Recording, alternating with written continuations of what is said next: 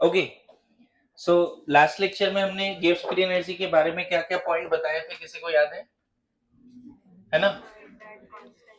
Gibbs free energy, it is very important criteria for spontaneity of a process और reaction. याद आ रहा है? Gibbs free energy is the very important criteria for spontaneity of any reaction or process. It is defined at constant temperature and pressure.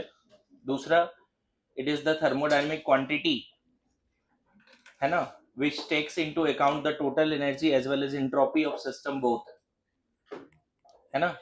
Next, it is the fraction of total energy, ये भी था, that is fraction of enthalpy. Next, it is the capacity of any system to do useful work.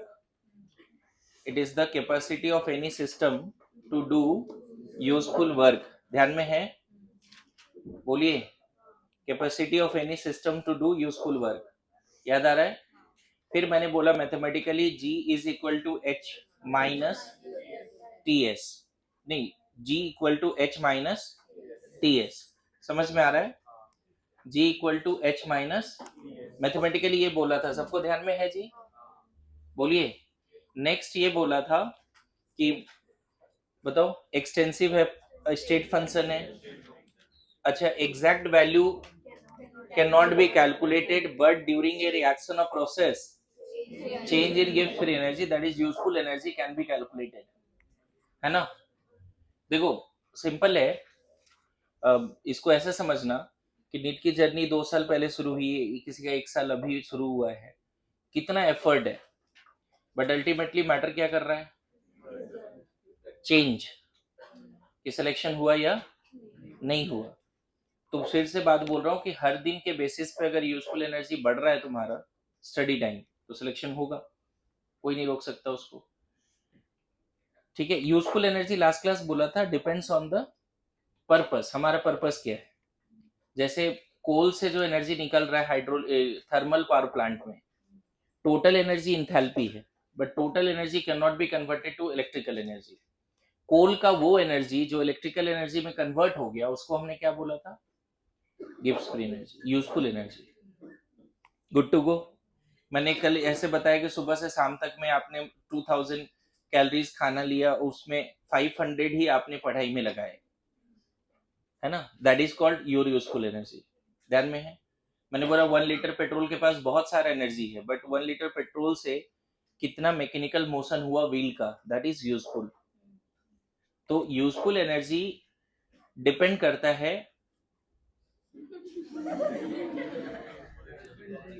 Useful energy depend किस पे करता है? ठीक है silence, light ही गया ना, कोई प्रॉब्लम नहीं.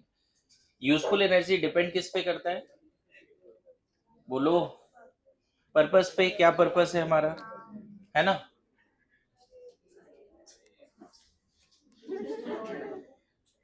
ओके, रिएक्शन दो अच्छे से, कोई प्रॉब्लम नहीं. लाइट गया, लाइट आ गई, किसमें ज्यादा खुश हो पता ही नहीं चला.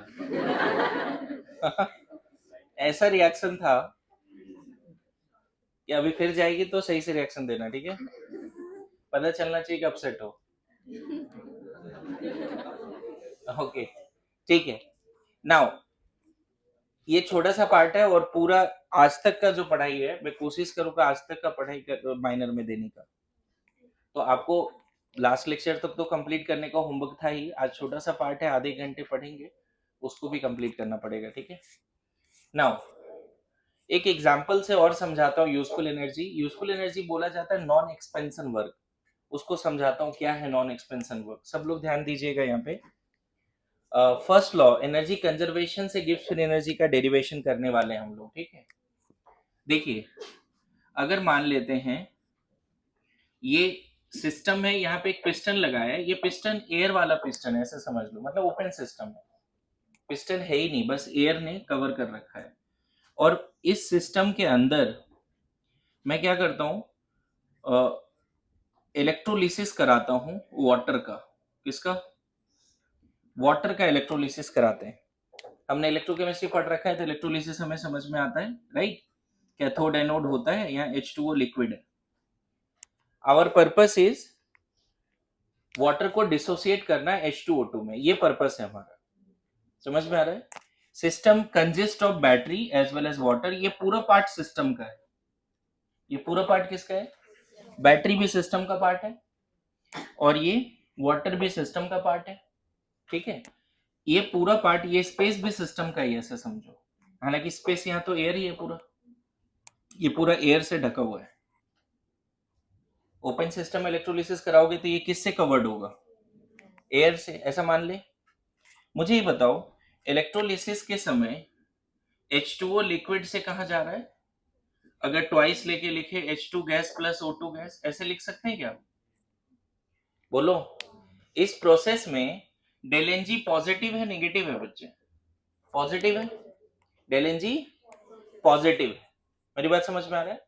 नाउ यू टेल मी, अगर इस इलेक्ट्रोलिसिस को कराने के लिए मैंने क्यू अमाउंट ऑफ हीट दिया, इस वाटर को बाहर से हीट भी दे रहा है, क्यू अमाउंट ऑफ हीट दिया, ठीक है, वर्क हम नहीं कर रहे हैं, बस हमें इलेक्ट्रोलिसिस कराने के लिए हीट दिया है इसको, क्यू अमाउंट ऑफ। और ये यहाँ तो बैटरी भी है, बैटरी तो काम कर ही रहा है, बैटरी तो इसको डिसोसिएट करने का काम कर ही रहा है, लेकिन एक एक्स्ट्रा एजम्पशन मैंने क्या लिया कि लेट हमने इसको हीट भी दिया, वाटर को मतलब थोड़ा हीट भी किया, हीट करने के बाद फिर इलेक्ट्रिकल वर्क शुरू हुआ। क्लियर है? फर्स्ट लॉ क्या लिखोगे बताओ? Daily Q plus W, daily Q plus W. यहां तक कोई डाउट है? बोलिए। What is the change in internal energy? मान लो यहाँ 18 ग्राम पानी है, वाटर लिक्विड, अब पूरा का पूरा डिसोसिएट हो गया।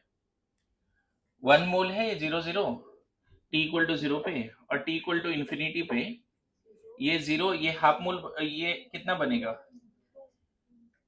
H2 से H2 ना 1 ही बनेगा और ये हाफ बनेगा, राइट?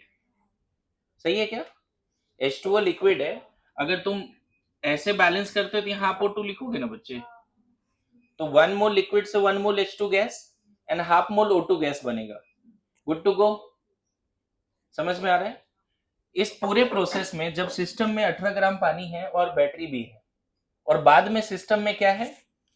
पानी नहीं, अभी भी बैटरी है। बैटरी ने कुछ काम कर रखा है, यस नो? बैटरी ने इसको तोड़ने में कुछ काम तो कर दिया होगा, अरे यस नो? बैटरी ने कुछ काम कर दिया, और यहाँ पे अब वाटर लिक्विड नहीं बचा है, क्या बचा है? वेपर। क्या बचा है? नाउ अभी कुछ दिन पहले माइनर में शायद ईएनटी टेस्ट में 2-3 क्वेश्चन आया ऐसा कि कौन सा ऐसा रिएक्शन है जिसमें वर्क डन नेगेटिव होता है। रिएक्शन में वर्क डन नेगेटिव, ये नया क्वेश्चन मैंने दिया था, ऐसे क्वेश्चन ज्यादा देते नहीं, 2-4 क्वेश्चन, लेकिन ऐसा दिया था कि रिएक्शन में वर्क डन नेगेटिव कब होगा, वर्क डन नेगेटिव कब होगा रिएक्शन में, और वर्क डन पॉजिटिव कब होगा रिएक्शन में, और किसी भी केमिकल रिएक्शन में वर्क डन 0 कब होगा, provided that reaction is going on open condition. अगर कोई रिएक्शन ओपन कंडीशन में हो रहा है, समझना, एक नया चीज सिखा रहा हूं, किसी भी रिएक्शन में एंट्रोपी बढ़ेगा घटेगा ये बात तो पता है, सिस्टम की एंट्रोपी बढ़ रही है अगर डेल एन जी पॉजिटिव है तो, डेल एन जी नेगेटिव है तो सिस्टम की एंट्रोपी घटती है, ये सब सिखा दिया है। Now I am trying to give idea about कि किसी केमिकल रिएक्शन में कैसे डिसाइड करेंगे कि वर्क डन पॉजिटिव है या नेगेटिव है, provided that reaction in open system. मेरी बात समझ रहे हो? अब देखो, जैसे मान लो अगर ऐसा एग्जाम्पल दिया था मैंने कभी डेल एच और डेल ई में अंतर बताने के लिए, वो एग्जाम्पल दोबारा दे रहा हूं। मान लेते हैं यहाँ पे वाटर को हीट कर रहे हैं ओपन सिस्टम में, वाटर को हीट कर रहे हैं क्या? ओपन सिस्टम में, और यहाँ पे गैस चूल्हे पे वाटर को रखा है लेकिन क्लोज सिस्टम में रखा है, H2O लिक्विड। डायग्राम पे मत जाओ, फील करो क्या है। 2 बाउल है, एक क्लोज है जिसमें वाटर क्लोज में रखा है, और एक बाउल है जिसमें वाटर ओपन में रखा है। अच्छा, ये ओपन में जो वाटर रखा है उसको एयर वाला पिस्टन ने कवर कर रखा है, और क्लोज में यहाँ कुछ नहीं है उसके ऊपर। बोलो। अब इन दोनों को जब तुम हीट करते हो, है ना, ओपन सिस्टम में हीट करते हो और क्लोज सिस्टम में हीट करते हो, तो यहां पे क्या होगा पता है?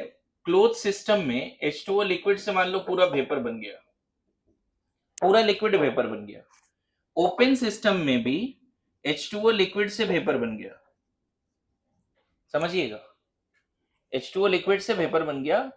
और क्लोज में भी यहां क्या हुआ पता है? यहां पे जो हीट हमने दिया वो QP है, और यहाँ हीट जो दिया इस कन्वर्जन में वो क्यूवी है। होता क्या है बच्चे, in this case system has to do work to displace the air piston. जैसे वेपर बना उसके ऊपर एयर है, तो वेपर को अगर ऊपर जाना है तो एयर को डिस्प्लेस करना पड़ेगा। तो यहां पे जो हीट ले रहा है सिस्टम, दो काम कर रहा है। एक तो लिक्विड से गैस में जाने के लिए यूज कर रहा है उस हीट को, एच बॉन्ड वगैरह तोड़ रहा होगा, बहुत सारे एच बॉन्ड है वाटर लिक्विड में।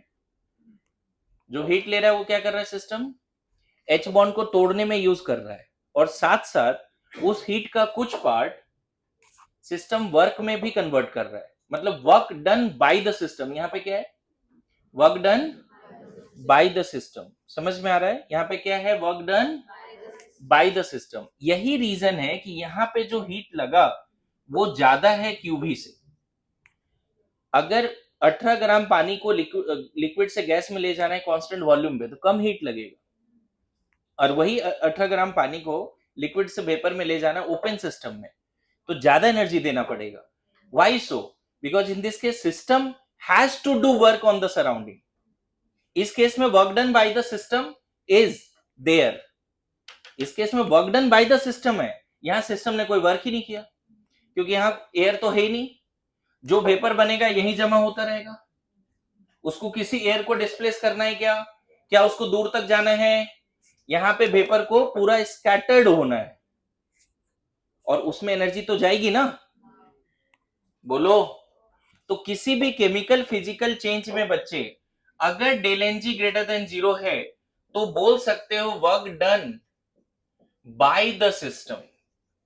क्या बोल सकते हो, ध्यान रखना, when reactions are at open system या ओपन कंडीशन, अगर ओपन कंडीशन में रिएक्शन हो रहा है, और most of the chemical reaction nothing mention तो मानते हैं ओपन सिस्टम में होता है, लैब में जो भी एक्सपेरिमेंट कराते हो ओपन सिस्टम। अगर कोई ओपन सिस्टम में कोई फिजिकल या केमिकल चेंज हो रहा है और डेल एन जी पॉजिटिव है, इसका मतलब सिस्टम को एयर वाले पिस्टन को ऊपर फेंकना पड़ा होगा। Work is done by the system. और यहीं पे अगर del N G less than 0 है, मतलब इसका थोड़ा एकदम महसूस करो इस बात को कि पहले रिएक्टेंट 5 मोल गैस है और एयर से कवर्ड है, good to go, 5 mole reactant है, एयर से कवर्ड है। अब अचानक से रिएक्टेंट जुड़ के 2 मोल गैस बना दिया, समझ रहे हो, पहले 5 मोल गैस है, अब 2 मोल गैस है, तो एयर और पास आ जाएगा कि नहीं, नंबर ऑफ गैसियस मोल्स कम हुआ तो एयर क्या करेगा, सिस्टम पे वर्क कर देगा। क्या मैं समझा पाया, फिर से रिपीट करता हूं, पहले 5 मोल रिएक्टेंट है, रिएक्ट करके मान लो 10 मोल गैस बन गया, तो आइडेंटिकल कंडीशन में 5 मोल गैस और 10 मोल गैस, 10 मोल गैस ज्यादा वॉल्यूम ट्रैप करेगा। कंडीशन तो सबके लिए प्रेशर सेम है ना बच्चे, 5 मोल गैस के लिए भी प्रेशर सेम है और 10 मोल गैस के लिए भी प्रेशर सेम है। अगर पहले 5 मोल गैस है रिएक्टेंट के फॉर्म में और वो तुरंत कन्वर्ट हुआ प्रोडक्ट में और 10 मोल गैस बना दिया, तो what in this case, system को फैलना पड़ेगा ना, क्योंकि रिएक्टेंट कम था प्रोडक्ट ज्यादा है, कांस्टेंट प्रेशर पे सिस्टम को फैलना पड़ेगा, सिस्टम को एयर वाले पिस्टन को डिस्प्लेस करना पड़ेगा। In that case work is done by the system on the surrounding. दूसरा केस, पहले 5 मोल गैस है, रिएक्ट करके 1 मोल गैस बचा और प्रेशर सेम है दोनों का, तो पता चला कि एयर वाला पिस्टन ने सिस्टम को क्या कर दिया, कंप्रेस कर दिया। तो इस केस में क्या बोलोगे, work done on the system. और अगर डेल एन जी 0 है बच्चे, रिएक्टेंट में 5 मोल गैस है और प्रोडक्ट में भी 5 मोल गैस है, जो एयर वाला पिस्टन जहां है वही रहेगा, वर्क डन क्या, 0। मेरी बात आ रही समझ में। अब मुझे बताना, अगर ये सीख गए, अगर ओपन सिस्टम में अगर इसको हम करा रहे हैं, कैल्शियम कार्बोनेट को डिसोसिएट कर रहे हैं ओपन सिस्टम में, बताओ इस प्रोसेस में work done by the system या work done on the system, del N G positive है, एयर वाला पिस्टन को डिस्प्लेस करना पड़ा होगा, यस नो। अभी देखो समझ में आएगा, कल के क्लास में ये भी दिया था मैंने क्वेश्चन, H2O लिक्विड से अगर सॉलिड से अगर लिक्विड गया, ये ईएनटी का सवाल है बच्चे, इसलिए मैं अदर बच्चों को बोलता हूँ एनटी सॉल्व करो, उसमें कुछ अच्छे क्वेश्चंस डालते हैं। सॉल्विंग करने में क्या जाता है, एग्जाम नहीं देना पड़ रहा है, लेकिन कुछ क्वेश्चन तो कर ही सकते हैं। स्पेशली जो चैप्टर वीक चल रहा है, तुम बोलते हो क्वेश्चन कहाँ से लाएं, है तुम्हारे पास पेपर, करो सॉल्व। इस केस में देखो, आइस अगर मान लो 100 ml आइस है या 1 लीटर आइस है, अगर वो लिक्विफाई होगा ना तो वॉल्यूम कम हो जाएगा। क्यों? क्योंकि आइस की डेंसिटी ज्यादा होती है, वाटर की डेंसिटी, सॉरी, आइस की डेंसिटी कम होती है, वाटर की डेंसिटी ज्यादा होती है ना। अगर 100 ml आइस है ना, पता चला, अगर मान लो इस फुल बॉटल में आइस है, यहाँ पे पूरा आइस है फुल, इसको अगर तुम पूरा लिक्विफाई करोगे, पता चलेगा वाटर इतना ही है, थोड़ा सा यहाँ जगह खाली हो गया। समझ में आ रहा है? तो वो जो जगह खाली हो गया, वो सिस्टम सराउंडिंग ने उसको क्या कर दिया, वहां वर्क कर दिया। इस केस में कौन वर्क करेगा? यहाँ डेलेंजी 0 है, फिर भी वर्कडन बोलेंगे। इस केस में डेलेंजी 0 है जी, लेकिन यहाँ पे सिस्टम ने वर्क किया या सराउंडिंग ने? सराउंडिंग ने। यहाँ वर्कडन क्या हो जाएगा? पॉजिटिव। और यहाँ वर्कडन क्या हो जाएगा? Work done bye the system negative, work done on the system. ये एक अच्छा क्वेश्चन है बच्चे, ऑलमोस्ट हर दूसरे बच्चे ने डाउट पूछा मेरे से कि H2O सॉलिड से लिक्विड गया तो वर्कडन क्या। ओपन सिस्टम में अगर ये कांड हो रहा है ना, तो सराउंडिंग वाला एटमॉस्फेयर ने थोड़ा कंप्रेस किया है, मतलब एक तरह से आइस को सराउंडिंग वाले एटमॉस्फेयर ने कंप्रेस किया, तब वो लिक्विफाई हुआ, ऐसे समझ लो। हालांकि डेलेंजी के बेसिस पे तो बड़ा आसानी से बताया जा सकता है। नाउ अगर ये समझ में आ गया, चलो एक और क्वेश्चन पूछ लेता हूं। अगर N2H2 सब गैस है बच्चे, अमोनिया में गया, तो work done in this case del N G negative है। इनिशियल 4 मोल गैस है, बाद में 2 मोल गैस है, सेम कंडीशन पे कंप्रेस होगा, क्या बोलेंगे? वर्क डन पॉजिटिव ना, सराउंडिंग ने कंप्रेस कर दिया थोड़ा। अब समझ में, किसी भी केमिकल रिएक्शन में वर्क डन का साइन बताया जा सकता है, provided that chemical reaction must be at open system या at constant pressure. Eight open system के जगह पे तुम लिख सकते हो कांस्टेंट प्रेशर। अगर कोई कांस्टेंट प्रेशर पे रिएक्शन हो रहा है बच्चे, तो किसी भी केमिकल रिएक्शन में वर्क डन का साइन बताया जा सकता है। क्या यहां तक समझ में आ रहा है? किसी भी केमिकल रिएक्शन में वर्क डन का साइन। अब मुझे चलो बैक टू इस टॉपिक में आते हैं, जो मैं अभी, इधर इधर बच्चे जग जाओ जग जाओ, ऐसे कैसे, ठीक से बैठो। हाँ,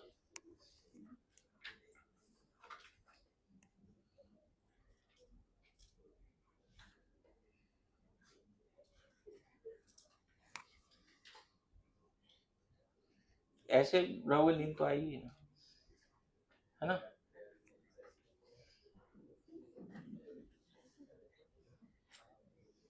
चलो आगे बढ़ते हैं। मुझे ये बताओ, ये ओपन सिस्टम में वाटर की इलेक्ट्रोलिसिस करा रहे हैं, कंसीडर, है ना, electrolysis of water liquid in open system. Open system मतलब कांस्टेंट प्रेशर, इतना ध्यान रखना। अब मुझे बताओ, ओपन सिस्टम में इस पूरे वाटर लिक्विड और जहां पे बैटरी है उसको क्यू अमाउंट ऑफ हीट दिया है, और फिर 18 ग्राम वाटर पूरा गैस में चला गया। क्या इस केस में अभी थोड़ी देर के बाद यहाँ क्या बचेगा बताओगे? ये बैटरी तो होगा ही, लेकिन यहाँ पे कोई वाटर नहीं होगा। क्या होगा यहाँ पे? समझ में आ रहा है? यहाँ जो वेपर बना होगा बच्चे, this vapour has to displace the air surrounding the water. जो यहाँ वाटर को घेर के रखा था एयर ने, जैसे वेपर में बना या इलेक्ट्रोड्स पे वेपर बना, उसको एयर वाले पिस्टन को ऊपर डिस्प्लेस करना पड़ा होगा। अरे ऐसा नो, तो बताओ इस पूरे केस में वर्क डन नेगेटिव है या पॉजिटिव है? Work is done by the, अभी वही तो एक्सप्लेन किया वहां पे। वो पूरा बताने का मतलब यह था कि यहाँ पे तुम डिसाइड कर पाओ कि work done in this case negative है या पॉजिटिव है। वर्क डन नेगेटिव है, good to go. Work done negative है, डेली इक्वल टू क्यू। देखो यहाँ वर्क डन माइनस लिखेंगे और वर्क डन को 2 पार्ट में डिवाइड करेंगे, एक्सपेंशन प्लस नॉन एक्सपेंशन। अब ऐसा क्यों कर रहे हैं समझना, यहाँ पे बैटरी ने जो काम किया ना उसको भी वर्क डन ही मानेंगे. Here battery has to do some work. यहाँ पे बैटरी को भी कुछ काम करना पड़ा है. Try to understand. यहाँ पे बैटरी को भी कुछ काम करना पड़ा है. यहाँ पे दो काम हो रहे हैं. एक तो जो जैसे जैसे H2 और O2 बन रहा है वो एयर वाले पिस्टन को ऊपर लेके जा रहा है. Work done by the system. At the same time जो बैटरी यहाँ वर्क कर रहा है electrical work, that is called non expansion work. यहाँ जो बैटरी का काम है ना उसको भी work done by the system ही है ना. उस केस में सिस्टम ही काम कर रहा है ना. अरे बोलो, क्लियर है? तो ऐसा लिख दिया. अब मुझे ये बताओ, बातें नहीं. बैटरी सिस्टम का पार्ट है एंड बैटरी काम कर रहा है, इलेक्ट्रोलिसिस में हेल्प कर रहा है, चार्ज को फ्लो कराने में. एनोड कैथोड पे ऑक्सीडेशन रिडक्शन में कौन हेल्प कर रहा है? बैटरी हेल्प कर रहा है. इसीलिए मैंने फर्स्ट लॉ में Q प्लस W के जगह पे W को दो पार्ट में डिवाइड किया. फिर से रिपीट करूं, मैं बताऊं, देखो इसको डायरेक्ट बताता हूं हर साल. अभी एक एक्स्ट्रा वहां 20 मिनट दिया तब इधर आया. यहाँ चाहता तो डायरेक्ट लिख देता. यहाँ पे ये समझाने पे ध्यान दिया कि यहाँ work done by the system क्यों है. क्योंकि जो यहाँ पे H2O2 बना वो एयर से घिरा हुआ था, तो एयर वाले पिस्टन को उसको डिस्प्लेस करना पड़ा. That is called expansion work. yes or no? At the same time battery has to do some electrical work and that is called non expansion work. Good to go? बोलो.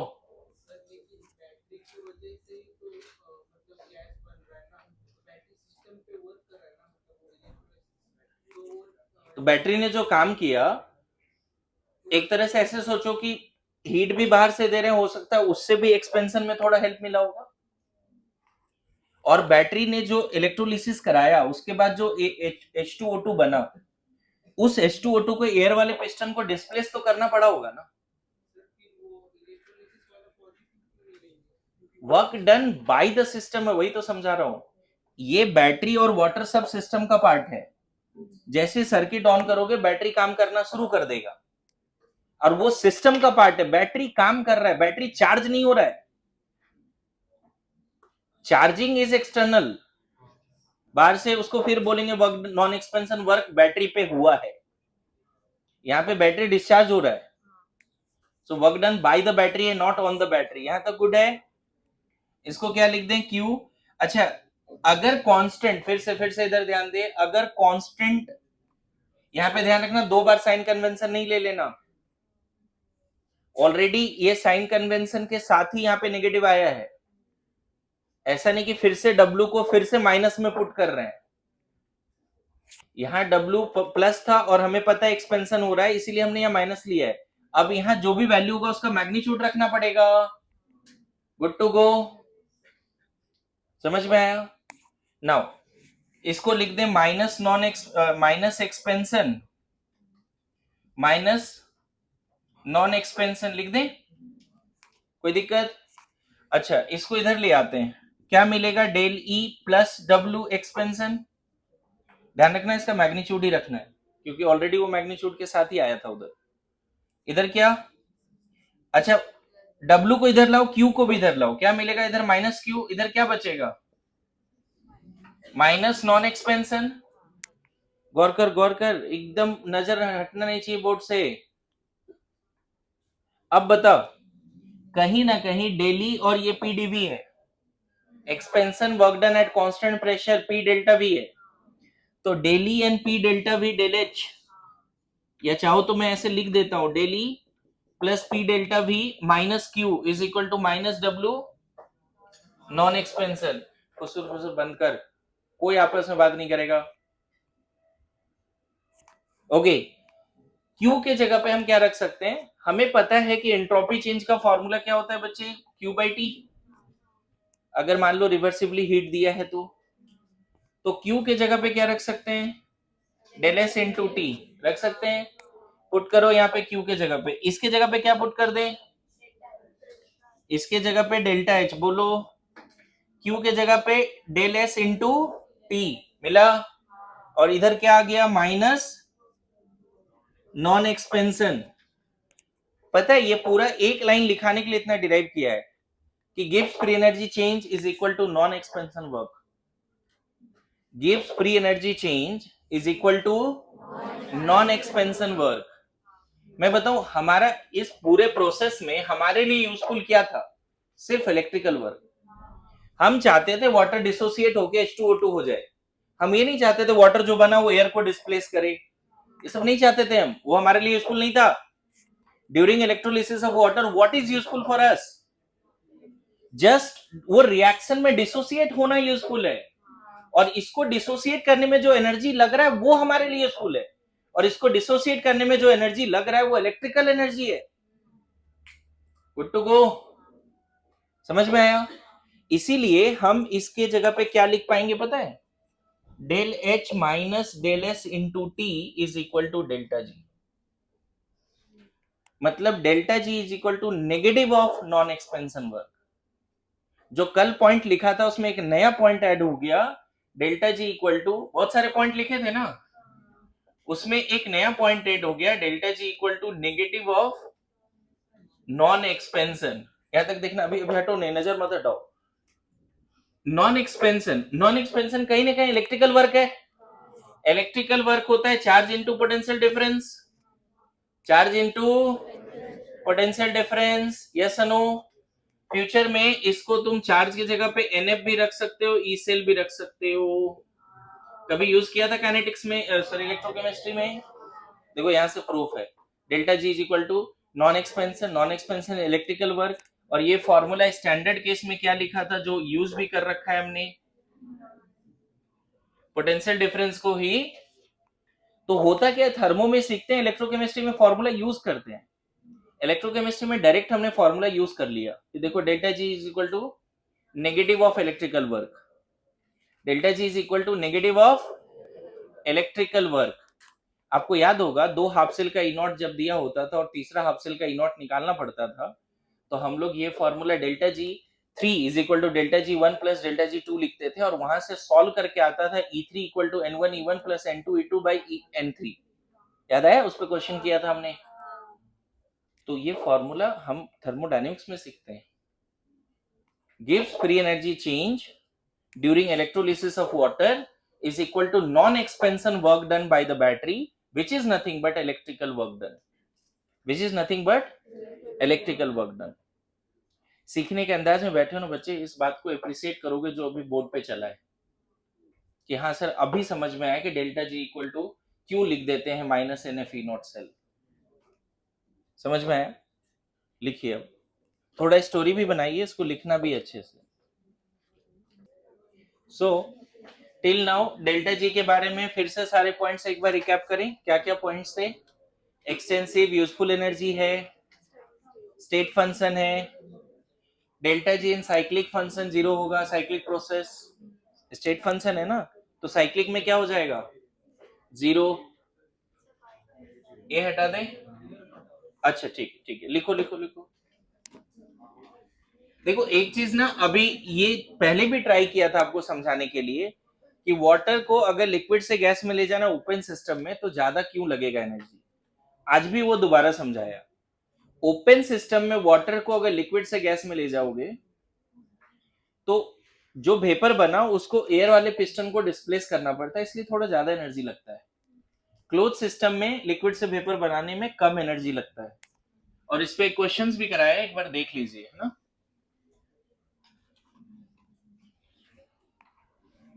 Now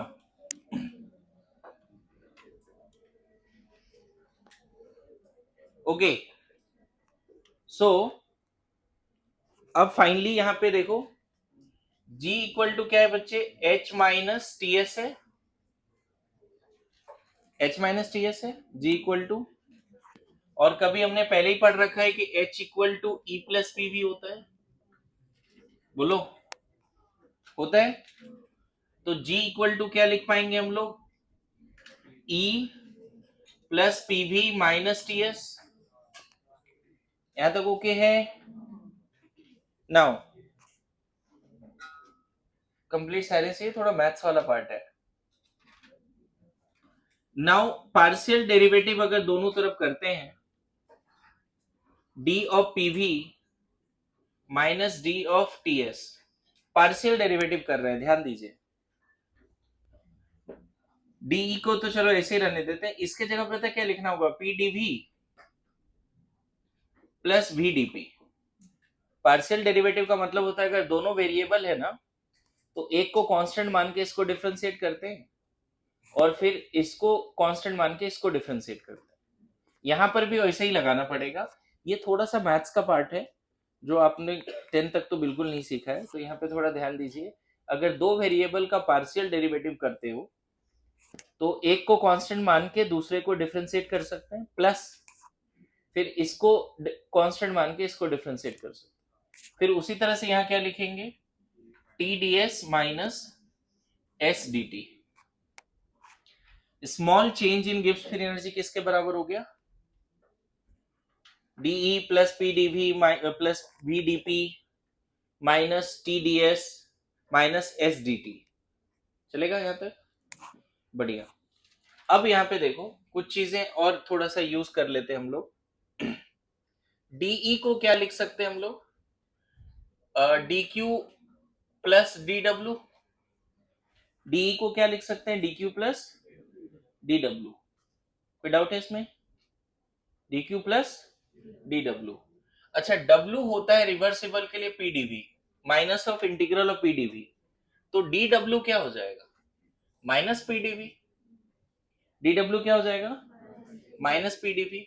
also small change in entropy D Q by T होगा, small change in entropy of system D Q by T. तो यहां से D Q के जगह पे क्या रख सकते हैं, ds इंटू टी। आ रहा है समझ में। अब बताओ, पहले तो dq को क्या रख दें हम लोग, dq को dw, dq प्लस dw रख दे क्या, फर्स्ट लॉ से de equal to dq plus dw plus pdv plus vdp minus tds minus sdt। यहां तक रहने दे। अच्छा, dq के जगह पे क्या रख सकते हैं, tds। dq की जगह पे क्या रख सकते हैं, tds। और dw की जगह पे क्या रख सकते हैं, minus pdv plus pdv plus vdp minus tds minus sdt। ये थोड़ा सा एडवांस लेवल पे जा रहे हैं, ठीक है। ये सारी चीजें जरूरत नहीं है, आपका काम उस फॉर्मूला से हो जाता है, डेल, ये वाला formula, del G equal to del H minus del S into T. लेकिन मुझे याद है कि अभी किसी टेस्ट में कुछ दिया था मैट्रिक्स मैच वाला सवाल, वो सवाल के लिए इसको बता रहे हैं, वो अभी पता चलेगा क्या बोल रहा हूँ। क्या क्या कैंसिल हो रहा है बच्चे, क्या बच गया, डीजी इक्वल टू, हाँ, VDP minus S D T. एक और नया फॉर्मूला अप्रोच दिया है आपको, समझ में आया यहाँ तक। क्या लिख दिया मैंने, D G equal to V D P minus, अब देखो केस वन क्या है, ये वाला पार्ट अलग है, डेरिवेशन का पार्ट है, ये वाला पार्ट डेरिवेशन का है। अब यहाँ पे केस वन क्या है देखो अजय, ये तुमने एक बार पूछा था डिफरेंशिएशन, उसी को बता रहा हूं, मैट्रिक्स मैच वाला सवाल है। केस वन, अगर मैं प्रेशर कांस्टेंट मान लेता हूं तो इस इक्वेशन का वेरिएशन बताओ क्या होगा। अगर प्रेशर कांस्टेंट है तो ये जीरो कर दे, डीपी जीरो कर दे, क्या मिल जाएगा, D G equal to minus S D T मिल जाएगा।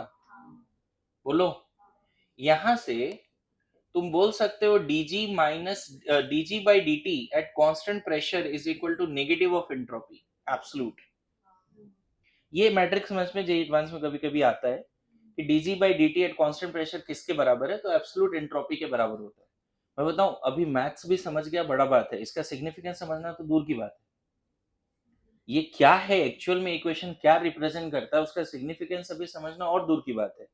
अभी मैं चाहता हूं बस ये डेरिवेशन को समझ के ये रट ले कि dq by DG by D T at constant pressure किसके बराबर होता है। और इसी में केस टू, अगर मैं बोलूं टेम्परेचर कांस्टेंट है, टेम्परेचर कांस्टेंट है, तब dg इक्वल टू हो जाएगा vdp। बोलो, और यहां से dg by dp at constant temperature किसके बराबर होगा। तो ये मैट्रिक्स मैच का कोई सवाल था, कभी आया हुआ है, बस एक अलग से एक्स्ट्रा नॉलेज के हिसाब से अगर याद कर पाए तो कर लिया, तो बहुत कम चांसेस इससे सवाल आएंगे। बहुत ही कम चांस है इससे सवाल आएंगे, है ना। dg by dt eight constant pressure entropy के बराबर होता है negative of, and dp by, यही क्वेश्चन था ना कभी मैट्रिक्स मैच वाला, याद है क्या? वहां dg dt था, एक कोई क्वेश्चन कहीं से पूछा था, कहीं तो पूछा था, मुझे ध्यान में है। तुमने क्वेश्चन पूछा था कि कोई टेस्ट में दिया था मैंने ईएनटी में, जेई का पीवाई क्यू था। ठीक है, चलो इसको लिख लो जल्दी से, फिर से ये एक्स्ट्रा नॉलेज है, नहीं भी याद हुआ चलेगा। नाउ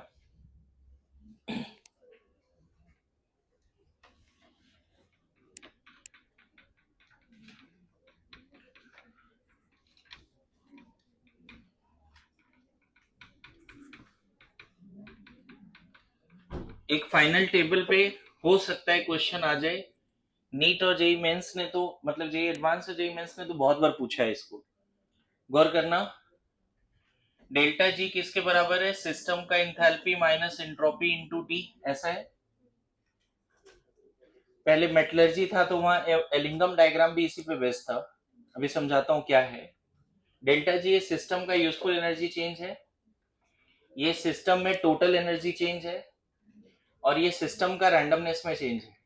ये भी कहीं ना कहीं हीट है, अगर तुम सही से समझ रहे हो तो। दिस इज ऑल्सो हीट, क्योंकि डेल एस के जगह पे क्यू बाई टी रखोगे तो टी टी कैंसिल आउट हो जाएगा। This is energy, this is energy, this is energy. ये कैसा एनर्जी है? यूजफुल। ये टोटल, याद आ रहा है? और ये टोटल एनर्जी, यूजफुल एनर्जी, और ये यूजलेस एनर्जी, इसको रैंडम भी बोलते हैं। अब देखो ये लाइफ का इक्वेशन है, मैं बताऊं, अगर तुम्हारा रैंडमनेस ज्यादा है तो यूजफुल एनर्जी कम। जो जितना ज्यादा लाइफ में रैंडम है, फोकस नहीं है, उसकी यूजफुल एनर्जी उतनी ही कम है। मान लो इस क्लास में सबके पास पोटेंशियल है जीएमसी जाने का, दैट इज कॉल्ड डिलेच, लेकिन मैं गारंटी देता हूं सबके पास ये वाला पार्ट अलग अलग, डेल एस इंटू टी। कुछ लोग बहुत ज्यादा रैंडम है, मोबाइल और इधर उधर डिस्ट्रैक्टेड है, लोगों से 5 घंटे 10 घंटे लगातार पढ़ा नहीं जाता, क्योंकि वो रैंडम है, उसको इधर उधर की दुनिया से ज्यादा मजा आता है। तो इसको मिनिमम कर दिया अभी से, जो 6 महीने हैं, तो सिलेक्शन की गारंटी। पोटेंशियल में किसी के पास कमी नहीं है, मैं बताऊं। प्रॉब्लम कहां पे है? तुम्हारे रैंडमनेस में। तुम जितना ज्यादा रैंडम हो, उतना ही तुम्हारा यूजफुल एनर्जी कम होता जा रहा है। समझ गए कैसे लाइफ इक्वेशन है? समझ में आया?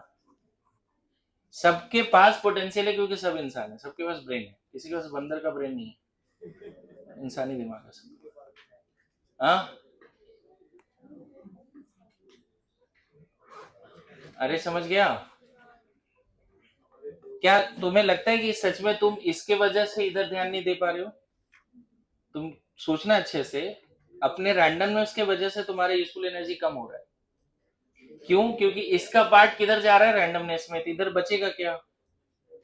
हाँ, पैसे तो है नहीं, कल भी बताए, एक ही चीज है इन्वेस्टमेंट के लिए, वो है टाइम। तुम्हारे पास एक चीज है अभी इन्वेस्टमेंट के लिए, वो है टाइम, और वो कहां दे रहे हो तुम? देखो। ओके, खैर, अब जो मैंने बोला जेई मेंस एडवांस और नीट में जिस पे क्वेश्चन आता है उस पे बात कर रहा हूं। Sign of del H, sign of del S, sign of del G. ध्यान रखना ये सब सिस्टम के बारे में बात हो रहा है। रिमार्क, अगर गौर करना, केस 1 ऐसा है कि ए से बी जा रहा है, डेल्टा एच ग्रेटर देन 0 है, डेल एस लेस देन 0 है, मतलब सिस्टम का एनर्जी बढ़ रहा है, रैंडमनेस भी कम हो रहा है। सिस्टम का एनर्जी भी बढ़ रहा है, ए से बी जाने में एनर्जी बढ़ रहा है, एंडोथर्मिक है, और ए से बी जाने में एंट्रोपी भी कम हो रहा है। मतलब पता है डेल्टा जी कैसा होगा? एनर्जी पॉजिटिव है तो यहाँ 5000 रख दें, ऐसे एग्जांपल के लिए 5000 रख दिया डेल एच। एंट्रोपी भी पॉजिटिव है, +10 रख दिया, इनटू टी। क्या ऐसा इक्वेशन बनेगा? अब मुझे बताओ, यहाँ पे नेगेटिव रखना है ना जी, सॉरी यहाँ नेगेटिव रखना है।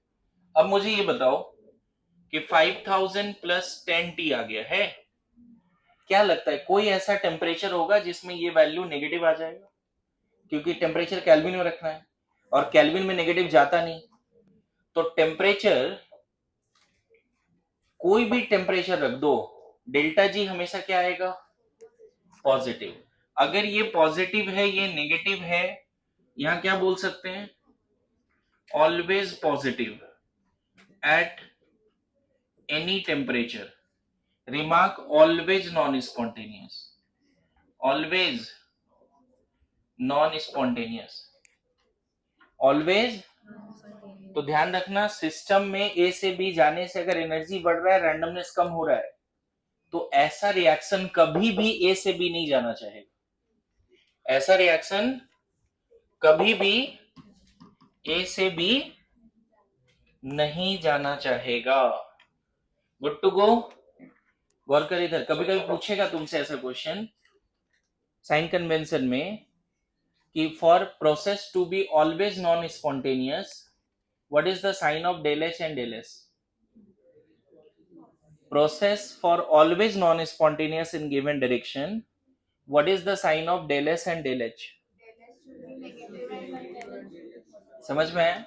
अब मैं बताओ सेकेंड लॉ से क्या बोल सकते हैं? फॉर इस सेकेंड लॉ का डायरेक्ट स्टेटमेंट है, for spontaneous del S total क्या होता है? Second law. और कभी बताए आपको delta G of system minus of T into del S total होता है?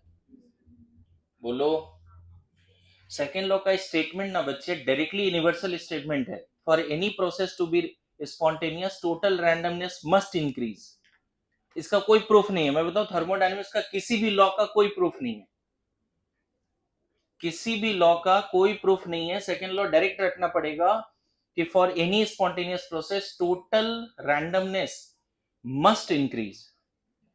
सिस्टम का घट रहा है, सराउंडिंग का बढ़ रहा है, वाइस वर्सा ये चलेगा, बट टोटल रैंडमनेस मस्ट। और बाद में हमने इसको प्रूव भी किया था कल के क्लास में कि del G of system minus of T del S total होता है। अब बताओ अगर ये पॉजिटिव है और सामने नेगेटिव टी है, टी यहाँ केल्विन में है, तो स्पॉन्टेनिटी के लिए डेल्टा जी क्या होना चाहिए?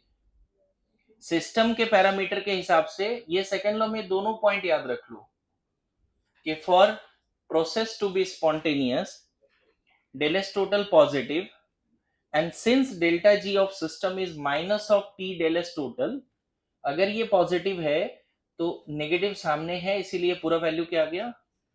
अब बताओ यहाँ कोई भी टेम्परेचर रखो, डेल्टा जी क्या आ रहा है? Greater than zero. इसीलिए हम क्या लिख पा रहे हैं? Always non spontaneous. पता है डेल्टा जी अगर less than greater than zero आया तो डेल एस टोटल उस फॉर्मूले से निकालना, लेस देन जीरो आएगा, उस फॉर्मूले से निकाल के देखना। बोलो, आया समझ में? देखो फिर बोल रहा हूं, हो सकता है इसी से सवाल है कंफर्म, क्योंकि कैलकुलेशन नहीं है कुछ भी, 1 मिनट का सवाल होता है। अच्छा सेकंड, अगर दोनों ही पॉजिटिव है तब क्या? सेकंड केस, ए से बी जा रहा है बच्चे, एनर्जी बढ़ रही है, एंट्रोपी भी बढ़ रही है। तरीके से पता है यहाँ पे एक नया चीज सिखाता हूँ इक्विलिब्रियम और रिवर्सिबल को लेके। फोकस। बताओ एनर्जी किसको सपोर्ट कर रहा है, बी को या ए को? एनर्जी क्राइटेरिया किसको सपोर्ट कर रहा है? एनर्जी क्राइटेरिया देखे तो बी की तरफ नहीं जाना चाहिए, क्योंकि एनर्जी बी की ज्यादा है। एनर्जी क्राइटेरिया बी को सपोर्ट कर रहा है। एनर्जी क्राइटेरिया रैंडमनेस किसको सपोर्ट कर रहा है? If all the process or reaction has natural tendency to go in the direction where energy decreases or randomness increases, बोला है। तुम बताओ नेचुरली एनर्जी के हिसाब से बी की तरफ नहीं जाना चाहिए, किधर जाना चाहिए? और एंट्रोपी के हिसाब से बी की तरफ जाना चाहिए। Good to go. ऐसे रिएक्शन जिसमें प्रोडक्ट को सपोर्ट करने के लिए एनर्जी क्राइटेरिया है, रिएक्टेंट को सपोर्ट करने के लिए एंट्रोपी क्राइटेरिया, ऐसे रिएक्शन रिवर्सिबल होते हैं गिवन सेट ऑफ कंडीशन पे। जब आयनिक इक्विलिब्रियम पढ़ाएंगे तो वहां पे एक इंपॉर्टेंट कंसेप्ट है, why some reactions are reversible and why some reactions are irreversible. और उसके बाद आयनिक केमिकल इक्विलिब्रियम में बोलते हैं कि chemical equilibrium, ionic equilibrium can be achieved in case of reversible reaction if carried out in a closed container. समझ में आ रहा है? अगर आपको केमिकल आयनिक इक्विलिब्रियम चाहिए तो रिवर्सिबल रिएक्शन चाहिए. And what is the power, what is the main reason some reactions are reversible? क्योंकि बी को सपोर्ट करने के लिए एंट्रोपी उसको बोल रहा है कि बी बन जा. एंट्रोपी के हिसाब से बी बनना चाह रहा है. ड्राइविंग फोर्स बी बनाने के लिए क्या है? एंट्रोपी. ए बनाने के लिए ड्राइविंग फोर्स क्या है?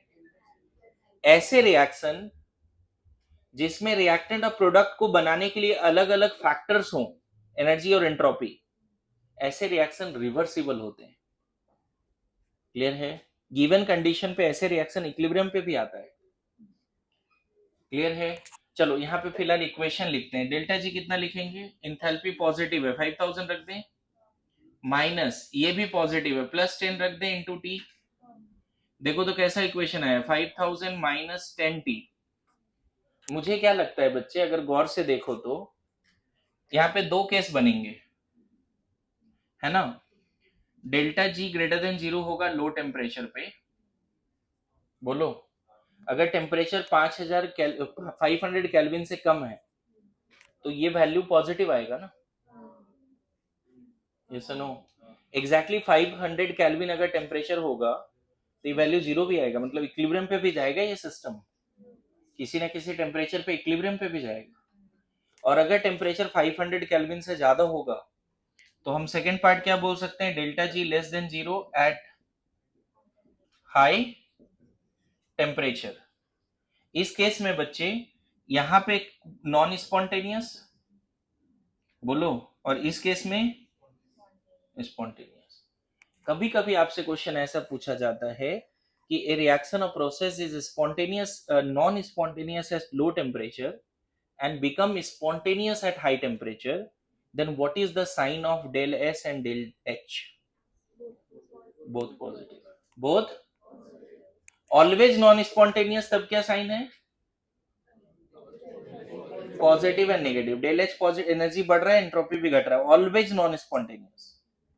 अगर बोलता है कि फ्रीजिंग पॉइंट पे नॉन स्पॉन्टेनियस है, बॉइलिंग पॉइंट पे स्पॉन्टेनियस है, इसका मतलब फिर से वही सवाल है. लो टेम्परेचर पे स्पॉन्टेनियस है, सॉरी लो टेम्परेचर पे नॉन स्पॉन्टेनियस है और हाई टेम्परेचर पे स्पॉन्टेनियस है. समझ? ऐसा भी क्वेश्चन आता है कभी कोई ट्विस्ट करने के लिए कि प्रोसेस और reaction is spontaneous, non spontaneous at freezing point but at boiling point it is spontaneous. Then what is the sign? Again दोनों पॉजिटिव, डेल एच और डेल एस दोनों पॉजिटिव. थर्ड कैटेगरी बच्चे दोनों ही नेगेटिव ले लेते हैं, तब दोनों ही नेगेटिव. यहां लिख देता हूं, देखो, अगर ए से बी जा रहे हैं और डेल एच लेस देन 0 है, डेल एस भी लेस देन 0 है. अब फिर से यहां पे ध्यान रखना. श्रेया बताओ ये रिवर्सिबल हो सकता है या नहीं? अगर समझे हो तो क्या ये रिएक्शन रिवर्सिबल हो सकता है? अभी मैंने रिवर्सिबिलिटी समझाया था थोड़ा. क्या ये रिएक्शन रिवर्सिबल हो सकता है? अब देखो कैसे बोलोगे. एनर्जी क्राइटेरिया से किसको सपोर्ट मिल रहा है? एनर्जी के हिसाब से फॉरवर्ड डायरेक्शन में एनर्जी गिर रहा है. A reaction or process has natural tendency to go the direction where energy decreases and randomness increases. Energy किसको सपोर्ट किया? लेकिन बी के तरफ जाने से रैंडमनेस सिस्टम की कम हो रही है. मतलब रैंडमनेस किसको सपोर्ट कर रहा है? ए को. ऐसा रिएक्शन डेफिनेटली रिवर्सिबल हो. समझ में आया? रिवर्सिबल होगा. Very good. मतलब इक्विलिब्रियम पे जा सकता है. ऐसे भी रट सकते हो. डेल एच और डेल एस अगर सेम साइन का है तो रिवर्सिबल होने के चांसेस नहीं है ही. अच्छा, इस केस में डेल्टा जी क्या लिख दे बच्चे? -5000 माइनस 10 इंटू टी. ध्यान रखना इंथैल्पी भी नेगेटिव है, एंट्रोपी भी नेगेटिव है. डेल एच का फॉर्मूला क्या है? डेल जी का del H minus del S into T. Del H minus 5000 है, डेल एच माइनस 10 है. क्या इक्वेशन निकल के आया? -5000 प्लस 10t. अब इस इक्वेशन को देख के बताओ, मैथ्स आता है तो, अगर 500 केल्विन से कम टेम्परेचर होगा तो डेल्टा जी नेगेटिव आएगा. एग्जैक्टली 500 केल्विन पे ये 0 है. 500 केल्विन से कम, मान लो 400 केल्विन टेम्परेचर रखो, -1000 आएगा डेल जी का वैल्यू। अरे यस नो? तो यहाँ पे फिर से दो केस बनता है, del G less than 0 at low temperature and दूसरा del G greater than 0 at high temperature. मतलब लो टेम्परेचर पे स्पॉन्टेनियस है, हाई टेम्परेचर पे नॉन स्पॉन्टेनियस है। समझ में आया? अभी किसी को कुछ नहीं लिखना है, बस समझना है। ओके? ऐसा नहीं है कि टेबल मतलब मैं जो लिखा रहा हूँ नहीं दिया, वो टेबल यहाँ पे दिया है साइन कन्वेंशन के साथ, डिस्क्रिप्शन एंड ऑल मिल जाएगा। यहाँ से लिख लो, वो भी नहीं हो रहा है, एक बार दोबारा 5 मिनट देख लेना लेक्चर, लेकिन अभी मत लिखो, मुझे कंप्लीट करने दो सही से सिलेबस। डन। लास्ट केस, अगर ये नेगेटिव है और ये पॉजिटिव है, ये तो one of the best case है बच्चे। क्यों? ए से बी जा रहा है बच्चे, इंथैल्पी भी घट रहा है, एंट्रोपी भी बढ़ रहा है। मैं तो बोलूंगा इंथैल्पी भी बी को सपोर्ट कर रहा है और एंट्रोपी भी बी को सपोर्ट कर रहा है। डेल्टा जी इक्वल टू क्या लिखोगे? -5000 प्लस 10 इंटू टी, ऐसे लिख दें? -5000 माइनस 10t। दिखा? बोलो। Delta G less than 0 always, always at any temperature, always क्या? स्पॉन्टेनियस। पूरी बात आ रही समझ में? कोई रिएक्शन अगर ऑलवेज स्पॉन्टेनियस है बच्चे, मतलब फॉरवर्ड डायरेक्शन में एनर्जी भी कम हुआ है, एंट्रोपी भी बढ़ा है। और ऑलवेज नॉन स्पॉन्टेनियस है, मतलब फॉरवर्ड डायरेक्शन में एनर्जी बढ़ रहा है और एंट्रोपी कम हो रहा है, प्रोडक्ट को सपोर्ट ही नहीं कर रहा है। पहला पहला रिएक्शन ना हमेशा चाहेगा बैकवर्ड डायरेक्शन में जाना, पहला वाला रिएक्शन, क्योंकि फॉरवर्ड डायरेक्शन में एनर्जी बढ़ रहा है, एंट्रोपी कम हो रही है। पूरी बात आ रही समझ में? ओके, लिखने का टाइम अभी नहीं देंगे, आप घर पे लिखोगे, ये एक बार दोबारा लिखोगे याद हो जाएगा ना फिर। ओके, लास्ट पार्ट करें। लास्ट पार्ट मैंने एक बार ऑलरेडी शायद डिस्कस किया है इलेक्ट्रोकेमिस्ट्री में, लेकिन एक बार फिर से मैं कर देता हूँ। गौर कर सब लोग, क्यों ये पढ़ाया है मैं बता देता हूँ। लास्ट पार्ट बच्चे प्लीज आपका साथ चाहिए, और 10 मिनट, ज्यादा नहीं। देखिए, consider a chemical reaction, consider a reaction under standard condition A of A, B of B, C of C and D of D। ये अभी आपको ना नस्ट इक्वेशन का याद दिलाएगा, क्योंकि वहां पे डिस्कस हुआ है। ओए साइलेंस, 10 मिनट बोला है। 00 CD स्टैंडर्ड केस में इसका गिब्स फ्री एनर्जी चेंज क्या निकालोगे? What is the Gibbs free energy change under standard condition?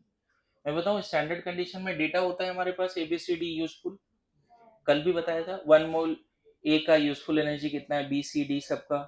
तो यहाँ पे क्या लिखते थे? Summation of stoichiometric coefficient delta G formation of product minus summation of stoichiometric coefficient delta G formation of, और कल शायद डेटा लिखा था ऐसा याद है, CX3 DX4 पर मोल। C का यूजफुल एनर्जी X3, D का X4, AB का X1 X2 दिया था, याद करो कल लिखाया था। माइनस AX1 प्लस BX2 ऐसे लिखा था बच्चे। अब देखना, if same reaction is under non standard condition, non standard condition, अगर यही रिएक्शन हो तो रहा है बट नॉन स्पॉन्टेनियस कंडीशन में है, रिवर्सिबल मान ले, C of C D of D। if same reaction is under non-standard condition, same reaction, then इसके लिए ना नॉन स्टैंडर्ड केस में ABCD का यूजफुल एनर्जी नहीं पता है, उस लेवल पर रिसर्च नहीं हुआ है। हर कैलकुलेशन A के 1 मोल के लिए एनर्जी निकला है, डेल एच भी निकला है, डेल एस और डेल जी सब निकला है, लेकिन स्टैंडर्ड केस में अगर सेम रिएक्शन का नॉन स्टैंडर्ड केस में गिब्स फ्री एनर्जी चेंज चाहिए तो उसके लिए फॉर्मूला रटना पड़ेगा, R T L N Q. अब आया थर्मोडायनेमिक, थोड़ा इलेक्ट्रोकेमिस्ट्री याद बताया था कभी, यहीं से नर्स इक्वेशन आया था। इसके जगह पर रखा था minus N F E cell, इसके जगह minus N F E naught cell रखा था, लेकिन अभी उधर नहीं जाएंगे, डेल्टा जी पे बात करेंगे। ध्यान रखना किसी भी केमिकल रिएक्शन का अगर स्टैंडर्ड केस में डेल्टा जी बोला जाए निकालने के लिए, तब तो वहां क्वेश्चन में डेटा दिया है, फॉर्मूला लगा दो। लेकिन नॉन स्टैंडर्ड केस में अगर डेल्टा जी बोला जाए तो ये इक्वेशन का प्रॉपर डेरिवेशन है बच्चे, है ना। कुछ बुक्स हैं, के एल कपूर, प्रभात कुमार, 2-3 बुक हैं ऐसे जिसमें प्रॉपर डेरिवेशन है, जो जे एडवांस वाले बच्चों को भी नहीं बताते, बस बोलते फॉर्मूला रट लो। ये कैसे आता है अभी उतना डिटेल में नहीं जाते, लेकिन सेम रिएक्शन का अगर नॉन स्टैंडर्ड केस में निकालना है डेल्टा जी तो ये फॉर्मूला है। अब यहां पे बोला जाता है if at equilibrium under non standard condition, अगर नॉन स्टैंडर्ड केस में ये प्रोसेस इक्विलिब्रियम पे है तो डेल्टा जी रिएक्शन जीरो। कोई भी आज के बाद याद रख लेना, अगर स्पॉन्टेनियस है del S total greater than zero, delta G less than zero चलेगा। इक्विलिब्रियम पे है del S total zero, delta G भी जीरो। नॉन स्पॉन्टेनियस है del S total less than zero, delta G greater than zero. ये sign convention है spontaneity का। पूरा spontaneous non spontaneous process से क्लास शुरू किया था, और लास्ट में ये ना पता चले कि कब स्पॉन्टेनियस होता है, गड़बड़ है फिर। स्पॉन्टेनियस कब, जब del S total greater than zero and del G less than zero. Equilibrium पे कब, जब केमिकल इक्विलिब्रियम पढ़ाऊंगा वहां पे कंडीशन लिखाते हैं, at equilibrium state delta G zero, at equilibrium state delta G. जैसे ही डेल्टा जी जीरो करोगे बच्चे, यहाँ पे आ जाएगा delta G naught plus R T L N K आ जाएगा, के इक्विलिब्रियम। यहाँ पे याद होगा क्यू रिएक्शन कोसेंट है, तो इक्विलिब्रियम पे क्यू के हो जाता है। यहां से तुम लिख सकते हो 2.303 R T log K is equal to minus delta G naught of reaction, लिख सकते हैं। यहां से के इक्वल टू क्या लिख सकते हो, या लॉग के delta G naught of reaction 2.303 R T बोलो, और के जगह पे क्या लिख सकते हो, 10 का पावर माइनस साइन आएगा ना, माइनस आएगा यहाँ पे, है ना, माइनस 2.303 माइनस 10 का power minus delta G not 2.303 R T.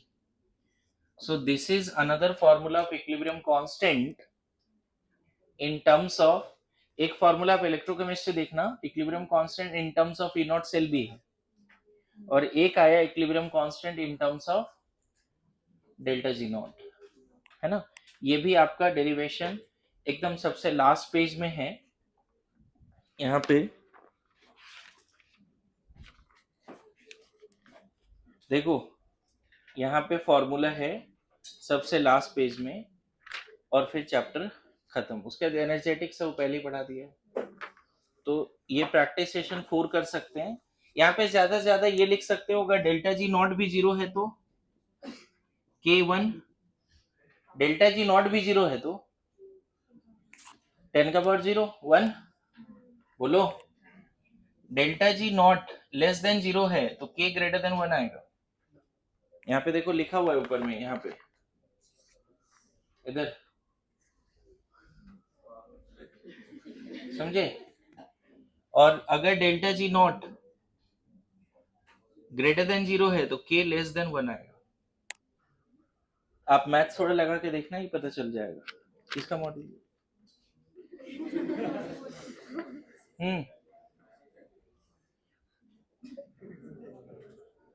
समझ में आया। इस फॉर्मूला पे 3-4 क्वेश्चन कर लेना, ऑल्दो नीट में आज तक नहीं आया इस फॉर्मूला पे क्वेश्चन, लेकिन जेई मेंस और एडवांस में तो बहुत बार आया है। ठीक है।